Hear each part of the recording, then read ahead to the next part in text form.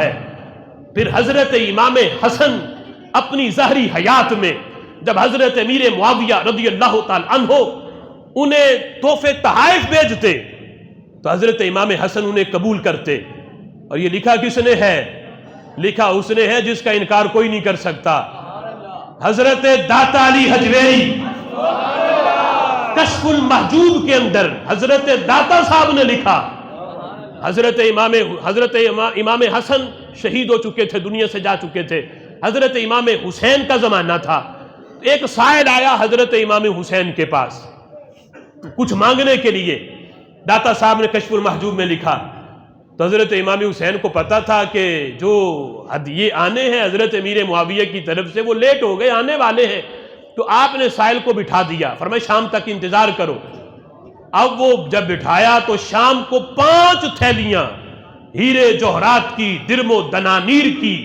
حضرت امیر معاویہ رضی اللہ تعالی عنہ نے حضرت امام حسین رضی اللہ تعالی عنہ کو تحفتاً بھیجی، تحفتاً بھیجی۔ اگر حضرت امیر معاویہ میں کوئی کمی کچی ہوتی، معاذ اللہ فاسق و فاجر ہوتے، تو کبھی بھی حضرت امام حسین ان کے دیے ہوئے تحائف کو قبول نہ کرتے۔ اگر فرض کرے غلطی حضرت امام حسن نے کر لی تھی صلح والی، تو پھر حضرت امام حسین قبول نہ کرتے۔ ان کے دنیا سے چلے جانے کے بعد حضرت امام حسین نے بھی قبول کر کے بتایا ہے، میں قبول کر رہا ہوں تو میں بھی حق پہ ہوں، میرا بھائی قبول کرتا تھا تو وہ بھی حق پہ تھا، فیصلہ میرے بھائی کا ہے، انہوں نے صلح کی، تحائف قبول کیے، ان کی سنت پہ چلتے ہوئے میں بھی قبول کر رہا ہوں۔ جب شام کو تحائف آئے، ساتھ حضرت امیر معاویہ کا خط تھا اور اس میں معذرت کی تھی، کہا کہ اے شہزادے، اے حسین، میں معذرت کرتا ہوں کہ اس دفعہ تحائف بھیجنے میں، ہدیہ بھیجنے میں نے تاخیر کر دی، یہ تحائف ہیں انہیں قبول کر لو۔ داتا صاحب کہتے ہیں کہ حضرت امیر معاویہ رضی اللہ تعالی عنہ نے ایک بار نہیں درجنوں بار حضرت امام حسن کے دنیا سے چلے جانے کے بعد بھی تحائف بھیجے ہیں، اور حضرت امام حسین نے انہیں قبول فرمایا ہے۔ آج اگر تان و تشنیع حضرت امام حسن پہ ہے تو پھر حضرت امام حسین رضی اللہ تعالیٰ عنہ کو بھی تم تان و تشنیع سے بچا نہیں سکتے، یعنی ان پہ بھی اعتراض آئے گا۔ جب اعتراض امام حسین پہ نہیں تو پھر اعتراض حضرت امام حسن پہ بھی نہیں ہے، اور حضرت امام حسن پہ اگر اعتراض کرتے ہو تو پھر اعتراض حضور کے فرمان پہ ہوگا۔ کہتے صلح کی کیوں؟ تو ہم کہتے کیوں نہ کرتے، پیچھے نبی کا فرمان جو موجود تھا، نبی کا فرمان تھا،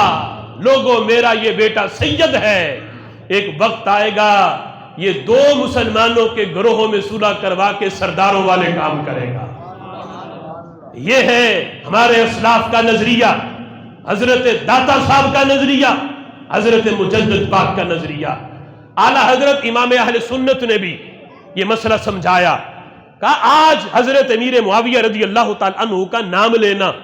اس پہ کوئی یہ نہ سمجھے کہ معاذ اللہ ہم ان کو حضرت علی کے مقابلے میں پیش کرتے ہیں۔ کہتے ہیں یہ بھی غلط فہمی ہے لوگوں کی، حضرت مولا علی کا مقام بڑا اونچا ہے، حضرت امیر معاویہ تو ان کی گرد راہ تک بھی نہیں پہنچ سکتے، مقابلہ تو بڑی دور کی بات، حضرت مولا علی کا مقام اتنا اونچا کہ حضرت امیر معاویہ تو ان کی گرد راہ تک بھی نہیں پہنچ سکتے، لیکن کہتے ہیں دفاع ہم کرتے کیوں ہیں؟ اعلیٰ حضرت امام اہل سنت نے بڑا پیارا کلام کیا، کہتے ہیں فرق کے مراتب بے شمار، فرق کے مراتب بے شمار، دونوں کے مراتب میں بڑا فرق ہے، اتنا فرق ہے کہ یہ فرق تم شمار ہی نہیں کر سکتے، فرق کے مراتب بے شمار، حق بدست حیدر قرار، کہتے ہیں حق ہمیشہ علی کی طرف تھا، اگر اس وقت ہم بھی ہوتے تو یقیناً ہم حضرت مولا علی کے لشکر میں ہوتے، پھر جب اللہ زندگی اور بڑھاتا ان کے بعد اگر حضرت امام حسن کے زمانے میں ہوتے تو پھر یقیناً حضرت امام حسن کے لشکر میں ہوتے۔ تو جب حضرت امام حسن نے صلح کی، پہلے اگرچہ جنگ کے لیے تیار ہوتے لیکن جب سلو کی تو سینہ ہر قسم کے تان و تشنیع سے ہم اس وقت بھی صاف کرتے جس طرح آج صاف ہے رب ذوالجلال کے فضل سے۔ حضرت امام حسن کے صلح کر لینے کے بعد حضرت امام حسن کہتے حق بدست حیدر کرار، حق ہمیشہ مولا علی کی طرف تھا، حضرت امیر معاویہ غلطی پہ تھے، خطا اجتہادی ان سے ہوئی، حق مولا علی کی طرف تھا، لیکن میرے امام کہتے ہیں مگر معاویہ بھی ہمارے سردار، مگر معاویہ بھی ہمارے سردار، کہتے ہیں تان ان پہ کار فجار۔